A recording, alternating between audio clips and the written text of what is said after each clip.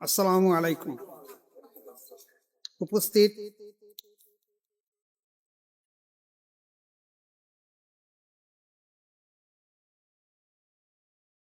ভাঙড় traffic OC Mirza Imamuddin সাহেব, sergeant মনীষ পান্ডে সাহেব এবং সার্জেন্ট রমজান আলী সাহেব, এনাদের উপস্থিতিতে আজকের আমরা পূর্ব কাঠালিয়া মুজাদ্দেদিয়া দরবার শরীফ এবং মাদ্রাসায়ে মাসুমিয়ার ছাত্র এবং মুরিদদের নিয়ে একটা বিশেষ বৈঠক বা আলোচনা ডাকা হয়েছে। সেটা হলো যে আজ এই দরবার শরীফে কলকাতা পুলিশের ভাঙড় ট্রাফিক গার্ড ও বিজয়গঞ্জ থানা থেকে ওসি ও অফিসার সাহেবগণ এসেছেন ট্রাফিক অ্যাওয়ার্ডের সাইবার সিকিউরিটি নিয়ে কিছু বিশেষ আলোচনা করার জন্য, যেটা আমাদের এলাকায় ছিল না। আমরা গর্বিত যে আমাদের ছাত্র এবং মুরিদদেরকে বর্তমানে যে ট্রাফিক সম্পর্কে কিভাবে তারা চলাফেরা করবে রাস্তাঘাটে, তাই সেই সম্পর্কে যে ওনারা বিশেষ আলোচনা রাখবেন। আমরা চেষ্টা করব যে সেই মোতাবেক আমাদের জীবন ব্যবস্থা গড়ে তোলার জন্য। বিশেষ করে আমি আপনাদেরকে বিশেষ করে একটা কথা বলে দিয়ে দেই, ওনারা আলোচনা রাখবেন যখন, যে আপনারা যখন রাস্তাঘাটে চলাফেরা করবেন হেলমেট ছাড়া কেউ চলবেন না।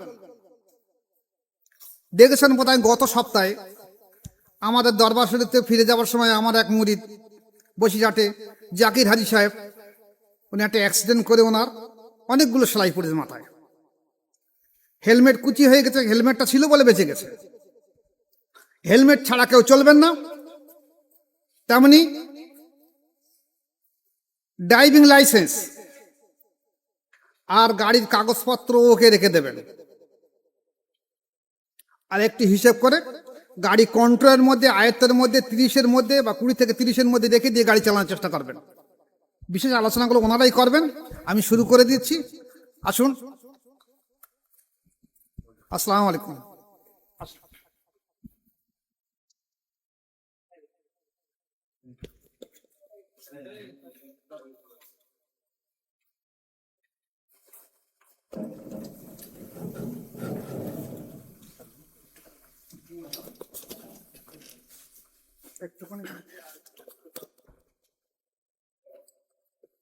ঠিক আছে, এখন আপনাদের সামনে মাননীয় সার্জেন্ট রমজান আলী সাহেব আপনাদের সামনে কিছু আলোচনা রাখছেন।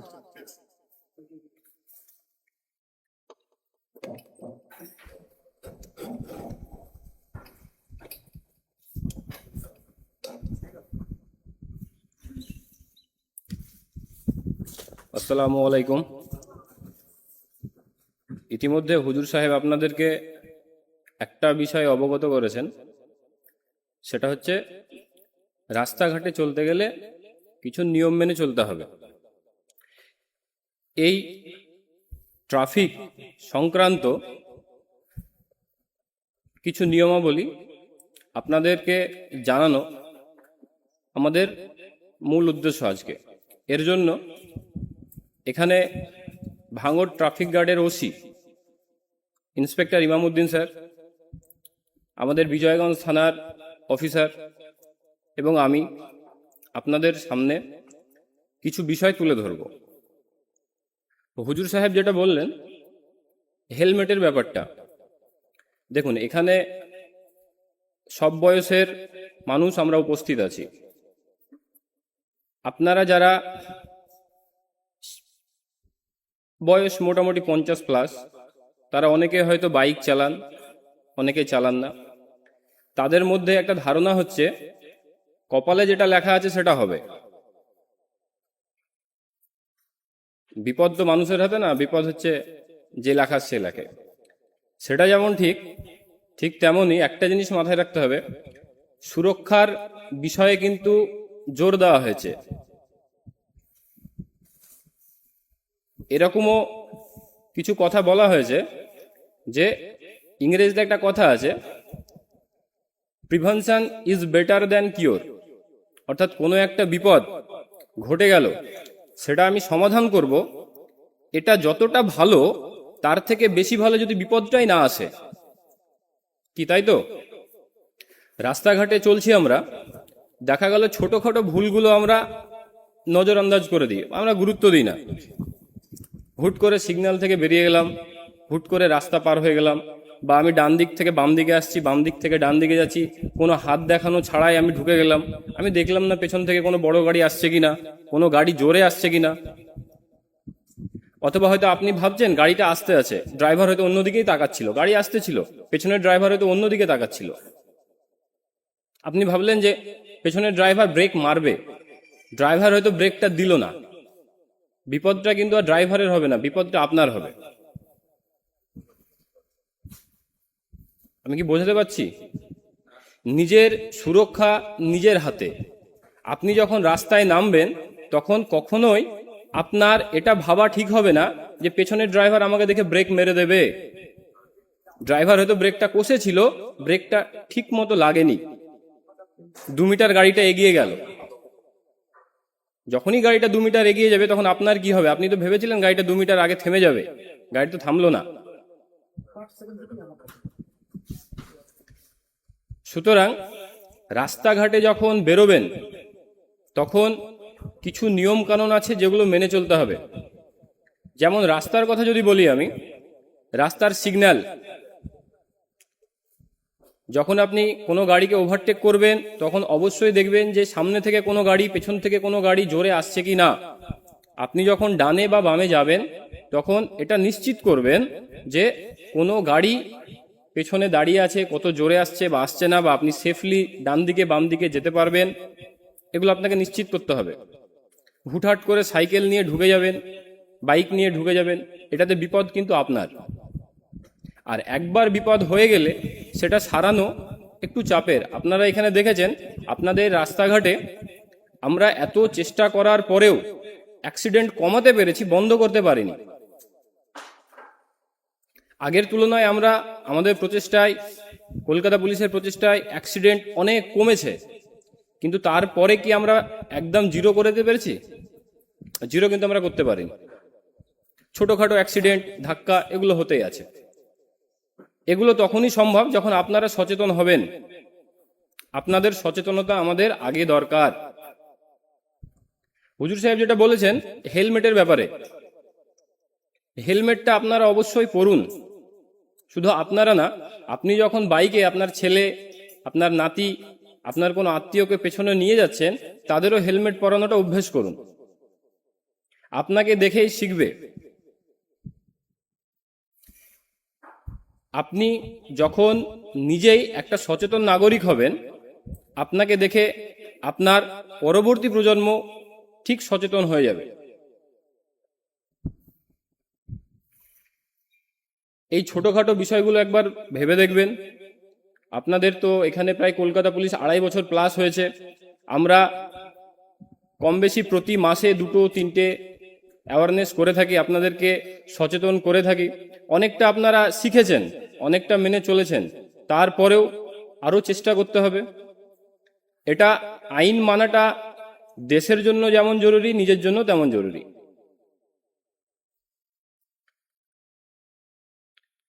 হুজুর সাহেব আরেকটা ব্যাপার বলেছেন, সেটা হচ্ছে লাইসেন্সের ব্যাপারে। আপনাদের মনে হতে পারে আমি তো ভালোই গাড়ি চালাই, লাইসেন্সের কি দরকার? যারা লাইসেন্স করেছেন তারা জানেন লাইসেন্সের জন্য বিভিন্ন পরীক্ষা হয়।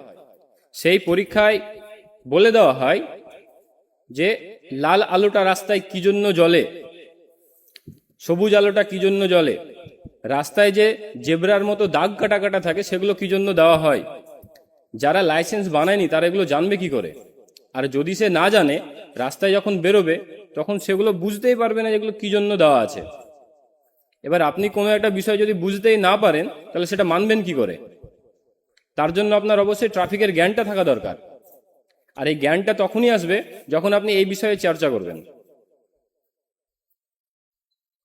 যাই হোক, আপনাদেরকে এটাই বলবো যে আপনারা যখন রাস্তাঘাটে বেরোবেন তখন অবশ্যই হেলমেটটা নিয়ে বেরোবেন। আপনারা নিজেরা বেরোবেন, আপনাদের যারা আত্মীয় আছে, আপনাদের ছেলে মেয়ে ভাই বোন যারা আছে তাদেরকেও বলবেন, তাদেরকে বলবেন না, তাদেরকে বাধ্য করবেন অন্তত হেলমেটটা নিয়ে বেরোতে। এই বিষয়ে আরো বিস্তারিত বলবেন আমাদের ট্রাফিক গার্ডের ওসি, আপনাদের সকলের সুপরিচিত আমাদের ইমামউদ্দিন স্যার।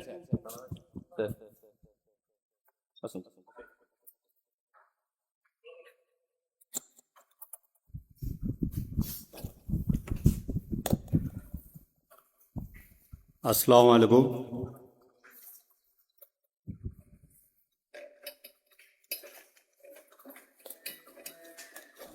ঠিক আছে।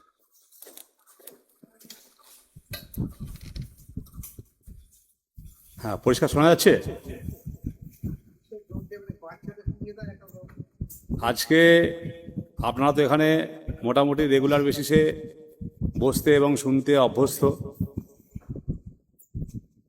সাপ্তাহিক এখানে অনুষ্ঠান হয়, হুজুর আপনার কাছে বক্তব্য রাখে, আমরা দেখেছি। আজকে যে বিশেষ প্রোগ্রাম, এই প্রোগ্রামটা হচ্ছে একটা শিক্ষামূলক প্রোগ্রাম আছে। কলকাতা পুলিশের তরফ থেকে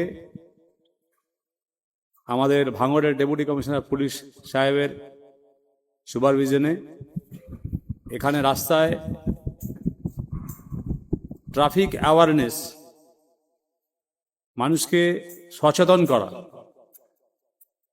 পথ নিরাপত্তা দেওয়া, এই ব্যাপারের উপরে আমাদের জোর দিতে বলা হয়েছে। সেই জন্যই আমরা থানা এবং ট্রাফিক সবাই মিলে যৌথভাবে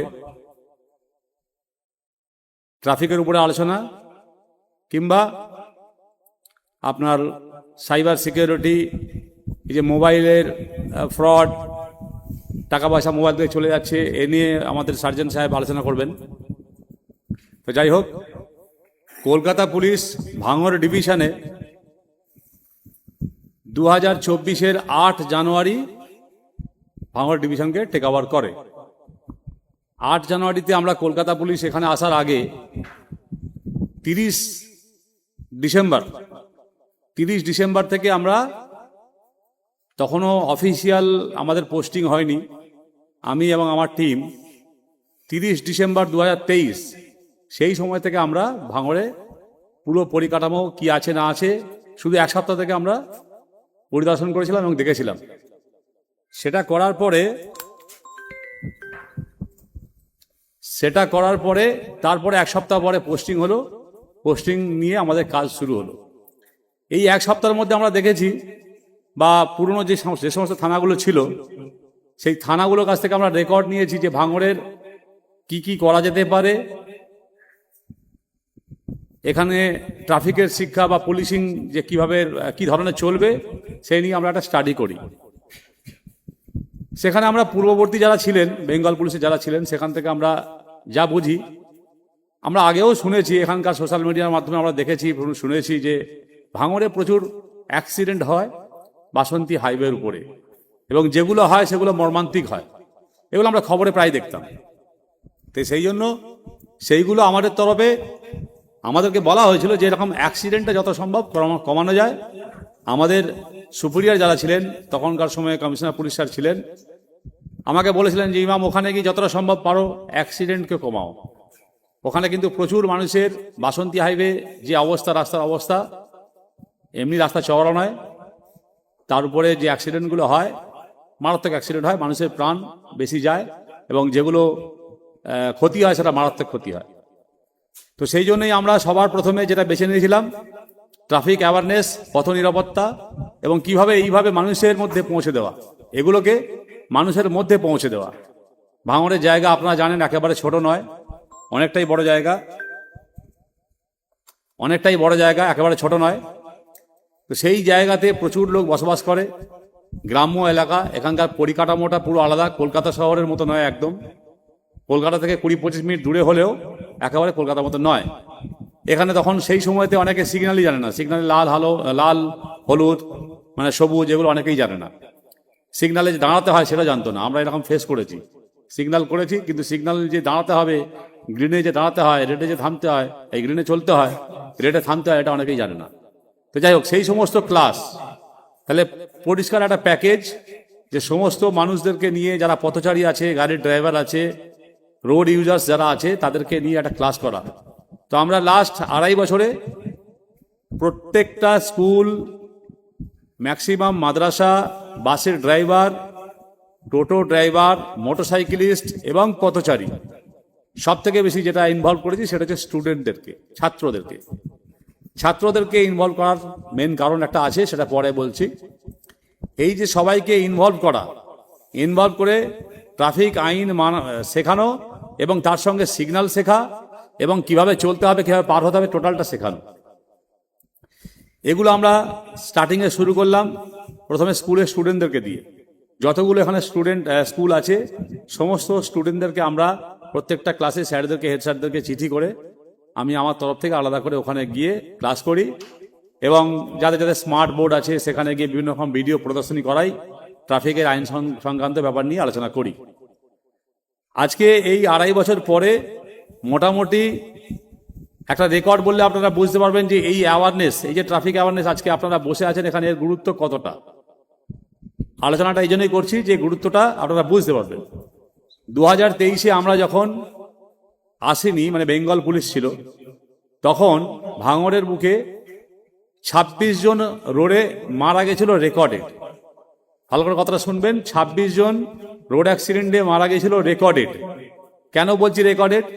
কারণ ওই সময়ে কি হতো, গ্রামে অনেক সময় দেখা যাচ্ছে যে অ্যাক্সিডেন্ট হয়েছে, এখানে যেহেতু মুসলিম এলাকা, পোস্টমর্টম হবে, অনেকে জানাতো না, রাতারাতি তারা নিয়ে গিয়ে সরিয়ে দিয়ে মানে কবর দিত বা মাটি দিত। তো এক্ষেত্রে কি হয়, তো ওদের একটা ভয় থাকে, সেই সচেতন বোধটা কম ছিল। তো অনেক ক্ষেত্রে এরকম কেস হয়েছে যেগুলো রেকর্ড হয়নি, অ্যাক্সিডেন্ট বলে রেকর্ড হয়নি, আবার যেগুলো অ্যাক্সিডেন্ট বলে রেকর্ড হয়েছে তার সংখ্যা হচ্ছে 26 জন। যাই হোক, আমরা রেকর্ডেরটা ধরলাম, যেটা হয়নি সেটা হয়নি। এই রেকর্ডের ধরে আমরা আগালাম, সারা ভাঙড়ে যত স্কুল, মাদ্রাসা এবং ড্রাইভার আছে সবাইকে নিয়ে অ্যাওয়ারনেসও জোর দিলাম। প্রচুর হেলমেট দিয়েছি, বসে আঁকো প্রতিযোগিতা, ট্রাফিকের উপরে বিভিন্ন রকমের ছবি আঁকা, তার উপরে প্রাইজ, কুইজ, এগুলো অনেক করেছি। তো যাই হোক, এই 2023-এ 26 জন মারা গেছিল। আমরা 2024-এ যখন শুরু করলাম, সেটা 2024-এ অ্যাক্সিডেন্টে মারা যাওয়ার মানে সংখ্যা হয়ে দাঁড়ালো হচ্ছে 14টা অ্যাক্সিডেন্টে 16 জন মারা গেছিল। 14টা অ্যাক্সিডেন্ট কেসে 16 জন মারা গেছিল। তাহলে 2023 থেকে 2024 যখন আমরা কলকাতা পুলিশ এলাম, তখন সেখানে কমলো কটা? 12টা, তাই তো? এরপরে 2025 এলো। 2025-এ ওই 16 সংখ্যা যেটা 2024-এ হয়েছিল, সেটা কমে হয়েছে 9টা।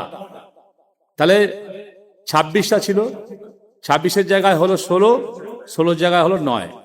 এই পরিসংখ্যানটা এই জন্যই বলছি যে এটার মানে হচ্ছে যে আমরা কলকাতা পুলিশের তরফ থেকে যে অ্যাওয়ারনেসগুলো করাই, সেই অ্যাওয়ারনেসের 100টা লোকের মধ্যে 50টা লোক হলেও শোনে, 40 জনও শোনে, এবং শুনে বাড়িতে গিয়ে বলে যে এই ব্যাপার আছে, এগুলো আমাদের মানতে হবে, এগুলো শুনতে হবে। এই যে অ্যাওয়ারনেসের যে ইম্প্যাক্ট, এই ইম্প্যাক্টটা সবার মধ্যে পড়ে এবং অ্যাক্সিডেন্টটা কমানো যায়। তার মানে এটা সফলতার দিকে আগাচ্ছে, সার্থকতা আছে। সেই জন্যই কিন্তু আমরা সেই অ্যাওয়ারনেসটাকে এখনো পর্যন্ত চালিয়ে যাচ্ছি। এই হচ্ছে মূল সূত্র। এবার আমি আপনাদের বলি কেন এটা করতে হবে। দেখুন, রাস্তায় যখন গাড়ি চালাই, প্রত্যেকে আমরা বিবেকবান, বুদ্ধিমান, সব জানি, সব জানতা, অনেক জ্ঞান আছে, পুঁথিগত বিদ্যা প্রচুর, অনেক ডিগ্রিও করে নিয়েছি, কিন্তু হেলমেট পরার সময় হেলমেট পরছি না। মানে আমি শুধু বলছি না, এরকম নয় যে যারা নিরক্ষর আছে বা তারা আছে তারাই হেলমেট পরাটা, তা নয়। কিন্তু আমাদের স্টাডি করে দেখা হয় যে বহু শিক্ষিত মানুষ, স্কুলের টিচার অনেক আছে, অনেক দেখেছি আমার ভাঙড়ে, স্কুলের টিচার ভালো ভালো জায়গায় সংস্থায় কাজ করছে, হেলমেট নেই মাথায়। এটাও দেখেছি এক্স আর্মি, এখনো ঘুরে বেড়ায় ঘটকপুরে, এক্স আর্মি পার্সন। তো ওনার তো শিক্ষার কোনো ব্যাপার নেই, অনেক শিখেছেন, হেলমেট নেই। তো যাই হোক, এইরকম হেলমেট না পরাটা আমার মনে হয় এখানে জ্ঞান লাগে না, একটু সচেতনতার বুদ্ধি লাগে যে হ্যাঁ আমি কেন আমাকে পুলিশ বলছি। তো সেই জন্যই সমাজের সব স্তরের লোকেদেরকে আমরা বলবো যে হেলমেটটা পরুন।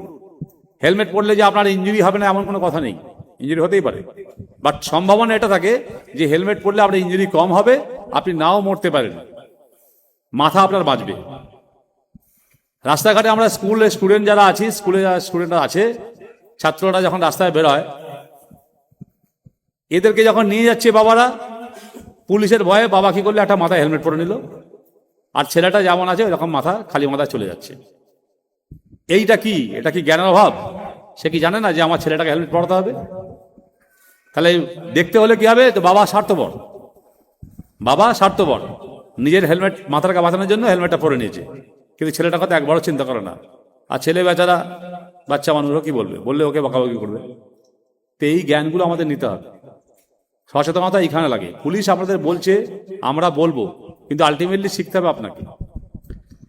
বাচ্চারা যারা আছে তাদের উদ্দেশ্যে বলি, রাস্তায় যখন ক্রস করবে, রাস্তা পারাপার যখন হবে, সবসময় খেয়াল রাখবে, যেহেতু নিজের সেফটিটাই বড় ব্যাপার।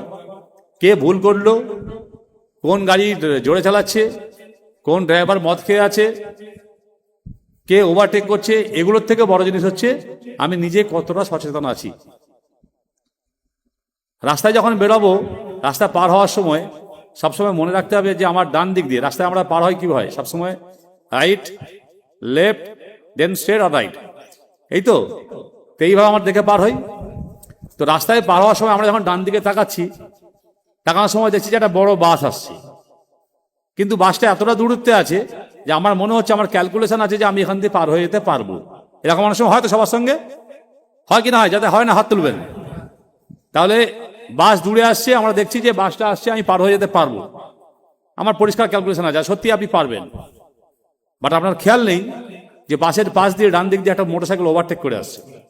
কারণ বাসের যা সাইজ আছে, ওই বাসের সাইজকে যা ভিউ আপনার আছে, তাতে আপনি মোটরসাইকেলে দেখতে পাবেন না, পাবেন পেছনে এলে। তাহলে কেন বলা হচ্ছে যে বাসের সামনে দিয়ে বা পেছন দিয়ে পার হবেন না? কারণ আপনার পরিষ্কার ভিউটা নেই। যতক্ষণ আপনি পুরো দেখতে পাচ্ছেন রাস্তাটা একটা হাফ কিলোমিটার মতো বা 200 মিটার পর্যন্ত, ততক্ষণ আপনি শিওর হবেন না রাস্তা পার হওয়ার জন্য। আর ছোট গাড়ি থাকলে, মোটরসাইকেল বা প্রাইভেট কার, এগুলো থাকলে বোঝা যায় যে হ্যাঁ পেছনে ওই সেকেন্ড গাড়ি আসছে, ও ওভারটেক করতে পারে, বা একটা ইঞ্জিন ভ্যান আসছে, সে ডান দিক চাপতে পারে। এই ক্যালকুলেশনগুলো করতে হবে, এগুলো বাচ্চাদের শেখাতে হবে। বহু লোকের এরকম একটা অভ্যাস আছে যে বাস থেকে নেমেই দেখবেন, বাসের সামনে দিয়ে হাঁটছে, মানে রাস্তা ক্রস করছে, বাস দাঁড়িয়ে জানে ও প্যাসেঞ্জার তুলবে, এখন আমি সামনে দিয়ে হেঁটে যাই।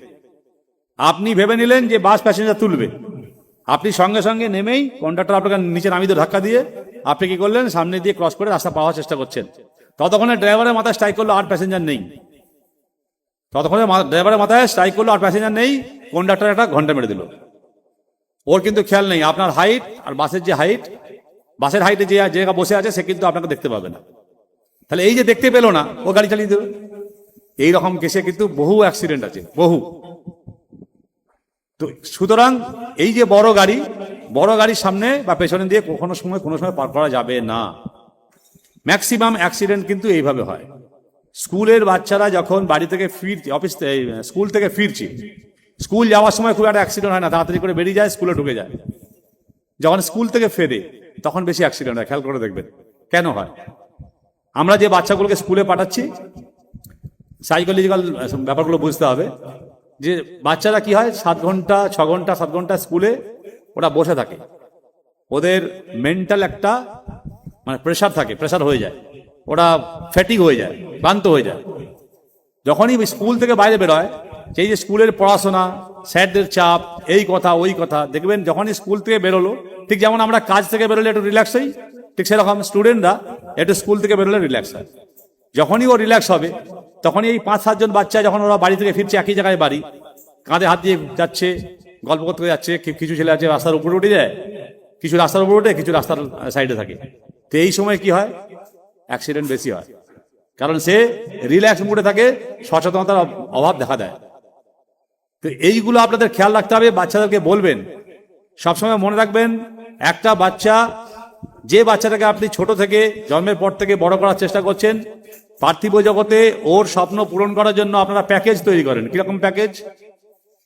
সেই প্যাকেজটা হচ্ছে আপনি তাকে ভালো খাওয়া দাওয়া দেবেন, ভালো স্কুলে পড়াবেন, ভালো টিউশন দেবেন, তার নিউট্রিশনের অভাব যাতে না হয় সেই জন্য আপনারা সব রকম খেয়াল রাখেন। এটা একটা প্যাকেজ। আপনি ভাবছেন যে আমার ছেলেকে যদি এইভাবে মানুষ করি, সে কিন্তু বড় হয়ে মানুষের মতো মানুষ হবে এবং সামাজিকভাবে সুপ্রতিষ্ঠিত হবে।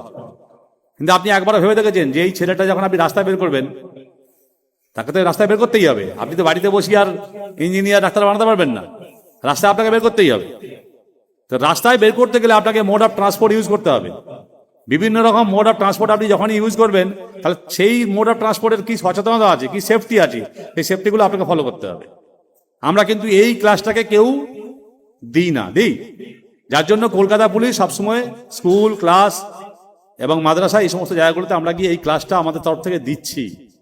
আমরা দিচ্ছি মানে আপনারাও বাচ্চাদেরকে বোঝাবেন। যদি আমরা এই প্যাকেজটাকে ঠিক না রাখি, মোড অফ ট্রান্সপোর্টটাকে আমরা যদি মাথায় না রাখি, তাহলে কি হবে? যে কোনো সময় আপনি সব দিয়ে রেখেছেন বাচ্চাকে, আপনি মনের মধ্যে একটা স্বপ্ন বেঁধে রেখেছেন আমার ছেলে বড় হয়ে একটা কিছু হবে। প্রত্যেক বাবা মায়ের স্বপ্ন থাকে, বাবা মার ঠিক সেরকম ছেলেদের স্বপ্ন থাকে, বাচ্চাদের। কিন্তু ও যখন এইরকম কোন অ্যাক্সিডেন্টের কবলে পড়ে যাবে, যেটা সম্বন্ধে আপনি কখনো ভাবেননি, যেটা সম্বন্ধে আমরা কেউ ভাবি, তাহলে এই যখন অ্যাক্সিডেন্টের কবলে পড়ে যাচ্ছে, তাহলে আপনার কি হলো? প্যাকেজটা নষ্ট হয়ে গেল। তাহলে একদম ছেলেটা কি হলো? মোরালিটি নষ্ট হবে, সে মোটিভেটেড হবে। এই জায়গাগুলোতে আপনাদের ভাবতে হবে। সেই জন্যই এই ট্রাফিক অ্যাওয়ারনেস ক্লাসে অবশ্যই থাকা দরকার, যার জন্য কলকাতা পুলিশ নিয়ে এসছে। রাস্তায় যখন অ্যাক্সিডেন্ট হয়, সবার প্রথমে কষ্টটা হয় কিন্তু পুলিশের। কারণ ধরুন এইরকম স্টুডেন্ট হলে তারও মারাত্মক হতে পারে। আমরা সবার আগে, আপনি যে বাচ্চাটাকে বাড়ি থেকে স্কুলে পাঠিয়েছেন, সে যখন বাড়ি ফিরবে, আপনি ভাবছেন 2 বাজে, এবার ছেলে আমার ফিরবে, একসঙ্গে বসে খাওয়া দাওয়া করবো। ঠিক সেই সময় আপনার কাছে আননোন কল থেকে ফোন যাবে যে আপনি কি অমুকের বাবা? শুধু এই কথাটা বলার অপেক্ষা। আমরা যারা সংসার করি সবাই জানি, আননোন ফোন এলে যদি আপনার ছেলে নামে, আপনি কি আয়নের অমুক বলছেন, বাবা বলছেন, দেখবেন আপনার হার্টবিট 72 থেকে 100 হয়ে গেছে। তো এই জায়গাটাতে আমরা ফিল করতে পারি, এই জায়গাটা আমরা চাই না যে কখনো কোনো বাবার সঙ্গে বা কারোর সঙ্গে হোক। এটাকে আপনাদের বুঝে নিতে হবে। যতক্ষণ না পর্যন্ত আপনি নিজেকে সেফটি দিতে পারছেন, নিরাপত্তা দিতে পারছেন, ততক্ষণ কিন্তু আপনি পুরোপুরি আপনার ছেলের সাকসেস দেখতে পাবেন না। সেই জন্য সবাইকে বলি, ছোটখাটো সিগন্যাল বা রেড লাইট, ইয়েলো লাইট, এগুলো নিয়ে আমি বেশি বলবো না। আমার সার্জেন্ট বলেছে আপনাদেরকে প্যাকেজ জিনিস চিন্তা করুন। সেটা হচ্ছে আমাকে রাস্তায় বেরোতে গেলে আমি যেমন সাবধান হব, আমি যেমন সচেতন হব, আমার ছেলেও সচেতন হবে। আগামী দিন না হলে আপনি বড় সময় বলতে পারবেন না, আপনার ছেলে যখন বড় হয়ে 17 বছর বয়স হবে, সে লাইসেন্স চাইবে, এই গাড়ি চাইবে, আপনি তা না করতে পারবেন না। কারণ আপনি শিখেছেন তো এইভাবেই, আমরা তো শেখাই তো এইভাবে। ছেলে মোবাইল চাইলো, মোবাইল দিয়ে দিলাম, বাইক চাইলো, বাইক দিয়ে দিলাম, নিজে হেলমেট পরলাম না, ছেলেকে হেলমেট পরালাম না। তাহলে এই তো সব শেখাচ্ছি। অতএব এগুলো থেকে দূরে থাকতে গেলে সবার আগে try to change your self. আগে নিজেকে চেঞ্জ করুন, নিজেকে চেঞ্জ করলে বাচ্চারা চেঞ্জ হবে। আর বাচ্চাদের ক্ষেত্রে বলি, বাবা তোমরা শোনো, রাস্তায় যেহেতু এই দরবারে আছো, সামনেই মেন রাস্তা, কখনোই রাস্তা পার হওয়ার সময় কোনো রকম ঝুঁকি নেবে না। যদি মনে হয় কোনো সমস্যা হচ্ছে, বড়দের হেল্প নাও। আর যখন এখান থেকে ছুটি নিয়ে বাড়ি যাও বা কোনো প্রোগ্রামের পর থেকে, বড়দের জন্য বলছি, যখন ছুটি মানে এখান থেকে প্রোগ্রাম শেষ করে বাড়ি যাচ্ছেন, নিজেদের সেফটি অবলম্বন করবেন, হেলমেট পরবেন। গাড়ির যে মেকানিক্যাল পার্ট আছে, সেই মেকানিক্যাল পার্টটাকে আপনারা অবশ্যই ঠিক রাখবেন। ভাঙড়ের বুকে আমরা অনেক গাড়ি দেখেছি, অনেক এখনো দেখছি মোটরসাইকেল, যার সামনে নাম্বার প্লেট নেই, পেছনে নাম্বার প্লেট নেই, আবার থাকলেও হাফ ভাঙা আছে, দেখেছেন না? কেউ আছে এরকম হাফ ভাঙা আছে? আচ্ছা, সামনে নাম্বার নেই, পেছনে নাম্বার নেই, সামনে 4টে বস্তা, পেছনে 4টে বস্তা, বিস্কুটের ফেরি করছে, কেউ হয়তো মাছ ব্যবসা করছে। আপনি করছেন, করুন, গরিব মানুষ এরকম করবে, কিছু করার নেই। কিন্তু এসবের উপরেও কিন্তু আপনাকে সাবধান থাকতে হবে। আপনার উপরে, আপনার জীবিকার উপরে আপনার পরিবার নির্ভর করছে, আপনার উপরে আপনার বাড়ির 4 জন নির্ভর করছে। একটা সেকেন্ডের ভুল, একটা মোমেন্টের ভুল, একটা ফ্র্যাকশনের ভুল কিন্তু আপনার জীবনকে পুরো বদলে দিতে পারে। সেই জন্যই সেইগুলো আপনি মাথায় রাখবেন, মনে রাখবেন। আপনারা সবাই সুস্থ থাকুন, ভালো থাকুন, এবং ট্রাফিক অ্যাওয়ারনেস নিয়ে যেগুলো বললাম সেগুলো একটু মাথায় রাখবেন, নিজেদের জন্য, নিজের পরিবারের জন্য। আসসালামু আলাইকুম।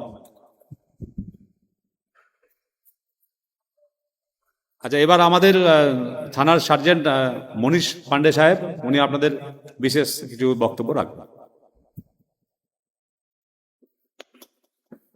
নমস্কার, আমার নাম হলো সার্জেন্ট মনীষ পান্ডে, বিজয়গঞ্জ বাজার থানাতে পোস্টিং আছে।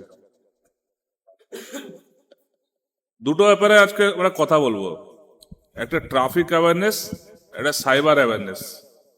স্যার তো সব পয়েন্টই কভার করে দিয়েছে, আমার বলার মতো কিছু জায়গা পাইনি, তাও আমি একটা জিনিস জিজ্ঞেস করব, আমরা কেন বলি হেলমেট পরতে? কেউ বলতে পারবেন হেলমেট পরতে কেন বলা হয়? এটা সেফটির জন্যে। যখন আমরা বাইক চালাই কোনো সেফটি থাকে না, ডাইরেক্ট কন্ট্যাক্ট আছে। পড়ে গেলে হাত ভেঙে যেতে পারে, পা ভেঙে যেতে পারে। হাত পা ভাঙলে কি হলে, প্লাস্টার হলে আবার ঠিক হয়ে যাবে। অর্গান, সাপোজ করুন চোখ, কিডনি, লিভার সব ট্রান্সপ্লান্টে পাওয়া যায়, কিন্তু ব্রেন এরকম জিনিস, সেটা ট্রান্সপ্লান্টে পাওয়া যায় না। মাথা থাকলে সব থাকবে, তাই জন্য হেলমেট পরতে বলা হয়। আর ডকুমেন্ট, কেন পুলিশ রাস্তায় গাড়ি দাঁড় করে ডকুমেন্ট চেক করে? কে বলতে পারেন? দুটো কারণ আছে। প্রথমে, ডকুমেন্টস ভ্যালিড আছে কিনা। সেকেন্ড, এই যে গাড়িটা আপনি চালাচ্ছেন সে আপনারই গাড়ি না কেউ চুরি করে নিয়ে যাচ্ছে গাড়িটা। দেখবেন অনেকজন সেকেন্ড হ্যান্ড গাড়ি চালাচ্ছে, নাম ট্রান্সফার হয়নি, সে গাড়ির আগের মালিক, সে ওই গাড়িতে কোনো ক্রাইম আছে কি নেই আপনি জানেন? জানেন না। তো যখনই কোনো সেকেন্ড হ্যান্ড গাড়ি নেবেন, নামটা অবশ্যই ট্রান্সফার করাবেন। যতদিন নাম ট্রান্সফার হচ্ছে না, ওই গাড়িতে হাত দেবেন না। কেন কি, সেই গাড়িতে যদি আগে কোনো ক্রাইম থাকে সেটা আপনার ঘাড়ে পড়ে যাবে, আপনি লায়াবল আছেন। তখন বলবেন আমি সেকেন্ড হ্যান্ড নিয়েছি, জানি না, ট্রান্সফার হয়নি, পরে করিয়ে নেব। এবার আমি বলবো সাইবার ক্রাইমের ব্যাপারে। এখন ক্রাইম একটাই হয়ে গেছে, সাইবার ক্রাইম। মারামারি সব কমে গেছে, এখন চিটিংবাজ অনেক সিয়ানা হয়ে গেছে। বাড়িতে বসেই সব ক্রাইম করে দিচ্ছে। কিভাবে? ফোনের মাধ্যমে, অনলাইনে হবে। হ্যাকাররা এক্সপার্ট হয়ে গেছে।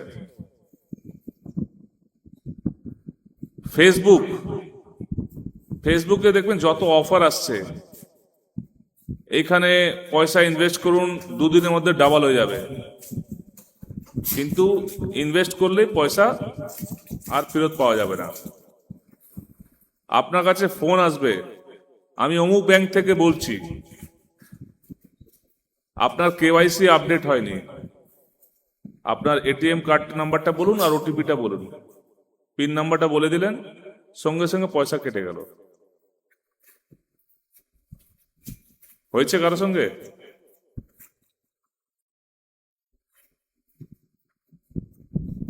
কাউকে নিজের ব্যাংকের ডিটেলস, ব্যাংক রিলেটেড কোনো ডিটেলস কারোর সঙ্গে শেয়ার করবেন না। যেই হোক, ফোনে বলুক আমি ব্রাঞ্চ ম্যানেজার বলছি, আরবিআই থেকে বলছি, ব্যাংকের ডিটেলস কাউকে বলবেন না।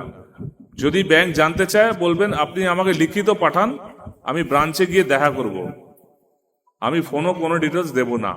পরিষ্কার কথা বলবেন, ওভার ফোন কোনো আমি ডিটেলস দেব না। আমার ব্যাংকের পাসবুক বা ATM number, pin number, OTP কিছু শেয়ার করবেন না।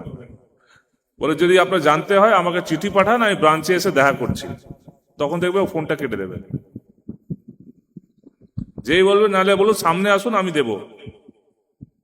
অনেকজন বলে অমুক এই লোনের অফার আছে, ইনস্ট্যান্ট আপনি পেয়ে যাবেন, অনেক মানুষের টাকা দরকার থাকে, বলবে 10,000 টাকা ইনস্ট্যান্ট আপনার অ্যাকাউন্টে ক্রেডিট হয়ে যাবে। আপনাকে 1 টাকা অ্যাকাউন্টে পাঠাবে, বলে অ্যাকাউন্টটা চেক করা হচ্ছে, 1 টাকা প্রথমে 100 টাকা পাঠিয়ে দেবে, 100 টাকা পাঠিয়ে দেবে, বলবে আবার আমি ডিটেলস ওটিপিটা পাঠাচ্ছি, ওটা বলুন। আপনি যে ওটিপিটা বললেন 10,000 আপনার অ্যাকাউন্ট থেকে কেটে গেল উল্টো।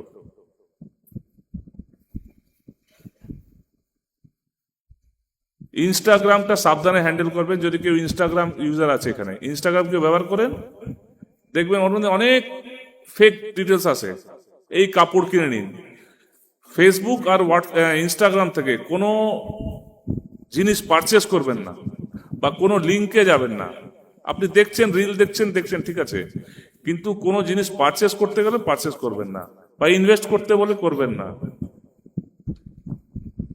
বা বলবে মেম্বার হয়ে যান, রেজিস্ট্রেশন করুন, মেম্বার হয়ে যাবেন, ওটা করবেন না। আর একটা জিনিস বলতে চাইছি, সবাই তো মোবাইল ঘাঁটি, আপনার চেনাশোনা নাম্বার থাকলে সবার নাম্বার সেভ আছে।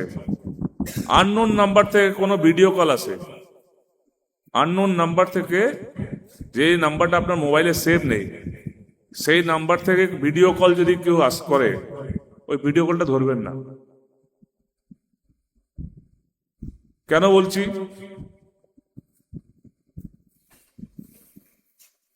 মানে নোংরামির জন্য যেটা হয়, আপনি ভিডিও কলটা রিসিভ করলেন, সামনে দিকে কোনো মেয়ে আছে, আপনার কি হলো, ফেসটা ক্লিক করে নিল, সে ওইটা এডিট করে দেখাবে একটা পুরুষ সঙ্গে একটা মহিলা আছে বাজেভাবে। এবার সে ফটোটা আপনার পাঠাবে, ব্ল্যাকমেল করবে, আপনি আমাকে 5 লাখ টাকা দিন, 50 টাকা দিন, যার যেরকম ক্ষমতা থাকবে ডিমান্ড করবে। না দিলে আমি এই ভিডিওটা শেয়ার করে দেবো আপনার ফেসবুকে। তো সেই ফেসবুকে কে কে আছে, আপনার বন্ধু আছে, আপনার বাড়ির লোক আছে, শাশুড়ি আছে, জামাই আছে। মানুষ লজ্জা দিয়ে বলে ঠিক আছে ওটা শেয়ার করবেন না, আমি আপনাকে টাকা দিয়ে দিচ্ছি, এটাই বলে। এটা হয়েছে, রোজ হচ্ছে। তাই জন্য আননোন নাম্বার থেকে ভিডিও কলটা রিসিভ করবেন না। এটা করতে গেলে মানে মান সম্মান তো যাচ্ছেই যাচ্ছে, আর প্রাইভেসিটা রিলিজ হয়ে যাচ্ছে। তো যে নাম্বার আপনার চেনাশোনা আছে, সেই নাম্বার থেকে ভিডিও কলটা রিসিভ করবেন। এটা বারবার বলছি, বাচ্চারা যারা আছেন, বয়স্ক লোক আছেন, ওরা দেখে সফট কর্নার কি আছে, যারা বয়স্ক আর বাচ্চা আছে এরাই।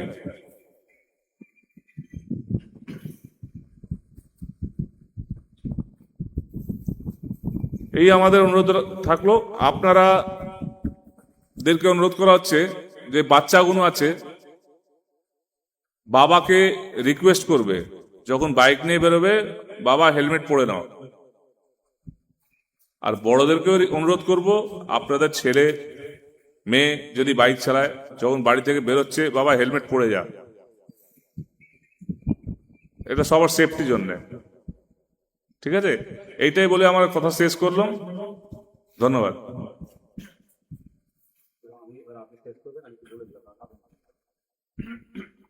আচ্ছা, আমাদের আলোচনা মোটামুটি শেষ হয়েছে, কিন্তু যে আলোচনাগুলো হলো, এইগুলো যার কথা মতো আপনারা অঙ্গীকারবদ্ধ হবেন, যার সামনে আপনাদেরকে অঙ্গীকারবদ্ধ হতে হবে, আমি আমাদের পুজো করে দিচ্ছি, শেষ বক্তব্য এবং উনি দেবেন এটা।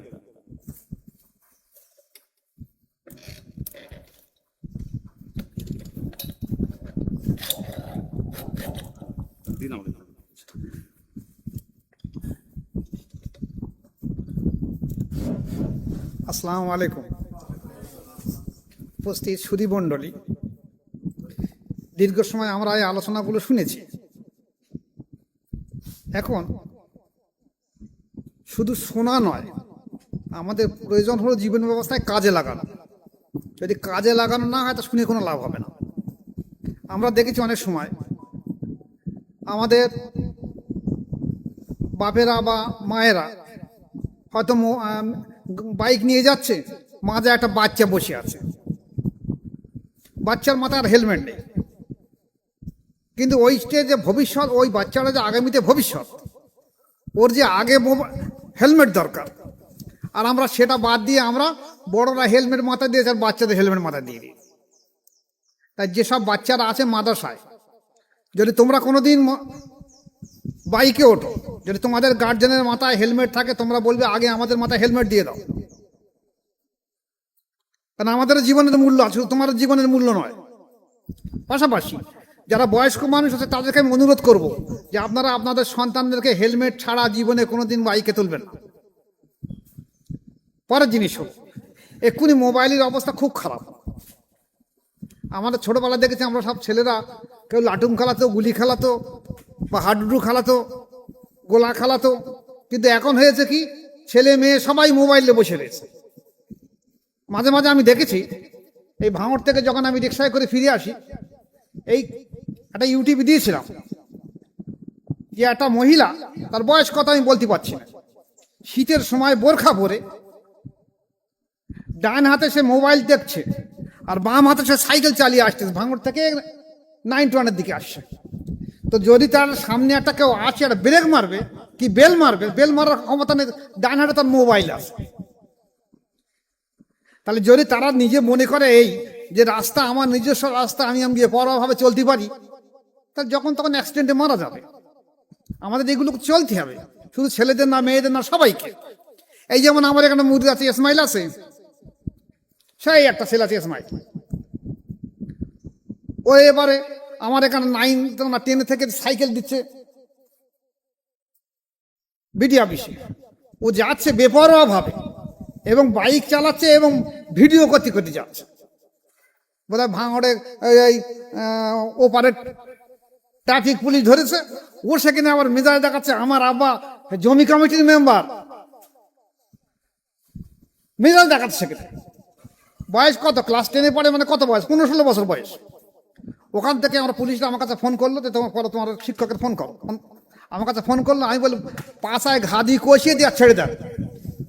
তা বলছে না, মাদ্রাসার ছেলে আর মারবো রে, আর দিনটা ছেড়ে জীবনে যেন এরকম কাজ না করে। তোমাদের শিক্ষা নিতে হবে, তোমরা ছাত্র, তোমরা ভবিষ্যৎ, আগামীতে তোমাদের দেখে মানুষ শিখবে। অনেক সময় দেখা যাচ্ছে স্যারেরা যে বলছিলেন যে গাড়ি আসছে, আমি বেপরোয়া ভয় মনে করছি আমি পার হয়ে যাব। আচ্ছা, আমি যদি 1 মিনিট দাঁড়িয়ে যাই, আমার জীবনের দামটা তো আগে বেশি। 1 মিনিট দাঁড়ালে এমন কিছু হবে না, আমি দাঁড়িয়ে যাব।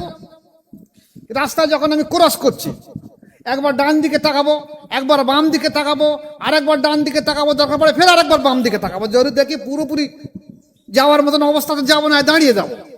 এবং বাচ্চারা যারা আছে, যদি মনে করো রাস্তা পার হতে পারবে না, বয়স্ক কোনো মানুষ থাকে, যেন পুরো পুলিশ অফিসার থাকে, কোনো সার্জেন্ট থাকে, তাদেরকে বলবে স্যার আমাদের একটু পার করে দিয়ে দেন, রাস্তা পার হয়ে যাবে, অসুবিধা কিছু নেই। আর যারা মোবাইল চালাচ্ছেন বিশেষ করে, তাদেরকে আমি বিশেষভাবে অনুরোধ রাখবো, মোবাইলটা একটু কম ব্যবহার করুন, যতটা প্রয়োজন অতটা ব্যবহার করুন, তা নাহলে অনেক বিপদগ্রস্ত পড়ে যাবেন। আমার জানা একজন মহিলা আছে, আমার জানা, সে বাইরে থেকে, একটা বাইরের অন্য রাষ্ট্র থেকে তার ফোন এসেছে, প্রেম ঘটিত ফোন, এত সুন্দর মধুর কথা বলেছে যে দুজনাই মজে গেছে। এইবার তিনি বলছে আমি বাইরে থেকে তোমার জন্য এতটা গহনা পাঠাচ্ছি, তুমি এয়ারপোর্ট থেকে নিয়ে নিও। ওখান থেকে এবার এয়ারপোর্ট থেকে কি কোথায় থেকে একটা সাইবার ক্লেম এসছে যে তুমি একদম তোমার নামে এই পার্সেল এসছে, এতে এতটা সোনা ধরা পড়েছে, তুমি 10 লাখ টাকা নিয়ে এসো, তোমাকে অ্যারেস্ট করা হবে। সে ভয়তে জমি জায়গায় বিক্রি করে 10 লাখ টাকা দিয়ে দিয়েছে। তাহলে মোবাইল যেমন ভালো জিনিস তেমন খারাপ জিনিস, মোবাইল পুরো বিরাট খারাপ জিনিস। এখন দেখা যাচ্ছে মানুষ সবসময় মোবাইল নিয়ে বসে রয়েছে। চেষ্টা করবে বাইরের কোনো আননোন ফোন আসলে সেই ফোনগুলো অ্যাভয়েড করে চলে যাওয়া, এবং যদি কোনো ছবি আছে, কিছু আছে, নিজের কার্টুন দিয়ে সেখানে অনেক কিছু ক্ষতি করতে পারে। স্যারেরা বলছিলেন এই বিষয়ে সাবধানতা অবলম্বন করা হবে, এবং আমরা শিক্ষা নেব যে আজকের ওনারা যা আলোচনাগুলো করেছে, এই আলোচনা মোতাবেক আমরা আগামী জীবনে চলব। যদি এই শিক্ষা নিতে পারি, তাহলে আজকের আমাদের এই আলোচনাটা সার্থক হবে। আর যদি শিক্ষা না নেই, তাহলে আমাদের কোনো মূল্য থাকবে না। তাহলে আমরা এই শিক্ষাটা নেব তো আজ থেকে, যে হেলমেট ছাড়া না আমরা কেউ চলবো না। এই আমার একটা মুরিদ জাকির হাজি সাহেব গত সপ্তাহে আপনার সামনে আলোচনা করছিলেন, তো এই সামনে বসেছিলেন, ওনার সামনে ফেরার সময় দেখা যাচ্ছে উনি এই বামনপুকুরে কোনো অ্যাক্সিডেন্ট হয়েছে। পরে ওনার মোবাইল থেকে কথা আছে, মাথায় হেলমেট ছিল।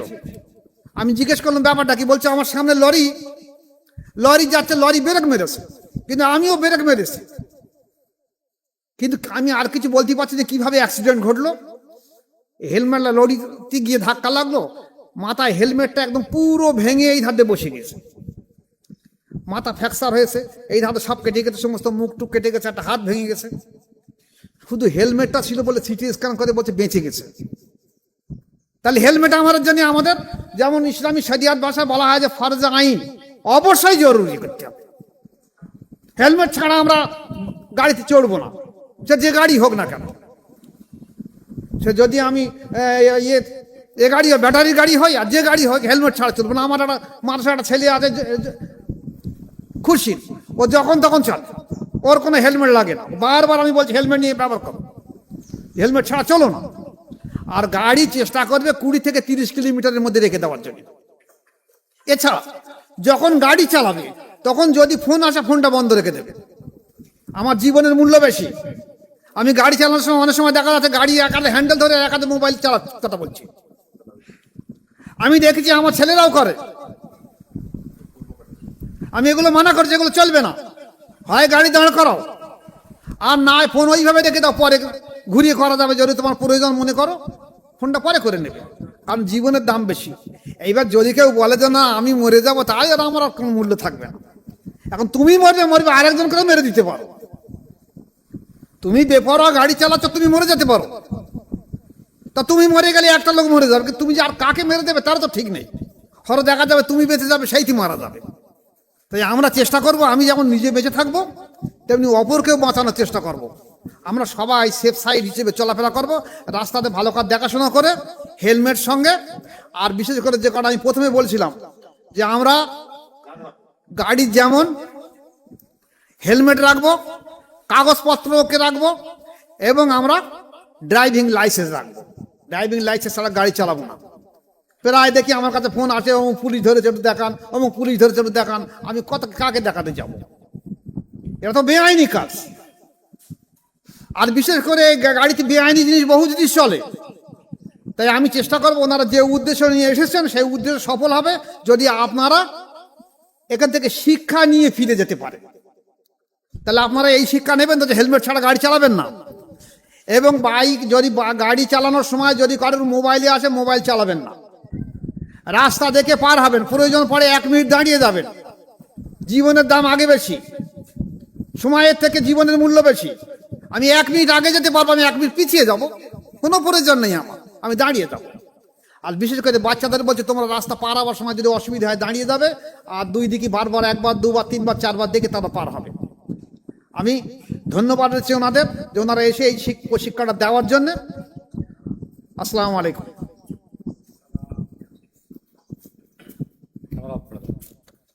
আচ্ছা, সবাইকে বলে দিয়েছি, আপনার হুজুর বলেছেন। আমার তরফ থেকে ছোট্ট একটা বলছি, যারা আগামী দিনে এই কথা শুনে হেলমেট পরবে বা রাস্তায় সাবধানভাবে গাড়ি চালাবে, তার একটা লিস্ট আমাদের বড় ভাইজানকে করতে বললাম। যারা যারা হেলমেট পরবে সেই লিস্ট বানাবো, আগামী অ্যাওয়ারনেসে তাদেরকে হেলমেট দেওয়া হবে কলকাতা পুলিশে, আমাদের ভাঙড় ট্রাফিকার তরফ থেকে। ধন্যবাদ।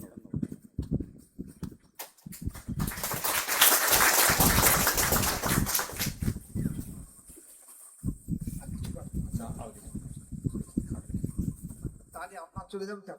হ্যাঁ, আমরা এখন এই ছেলেটাকে দেখেন 2023-24 সালে পশ্চিমবাংলার উচ্চ মাধ্যমিক ফার্স্ট আমাদের মাথার ছাত্র, দুটো ছেলে ফার্স্ট সেকেন্ড হয়েছিল, দুটোই আমার মাথার ছাত্র। একে ফার্স্ট আর সেকেন্ড ছিল লাস্ট ম্যাচ। প্রত্যেক বছরে একটা তো ছেলে র্যাঙ্ক থাকে। এবছরে মনে আছে মাধ্যমিক বা আলিমে একটা ছেলে থাকতে পারে। ঠিক আছে তাহলে, ঠিক আছে।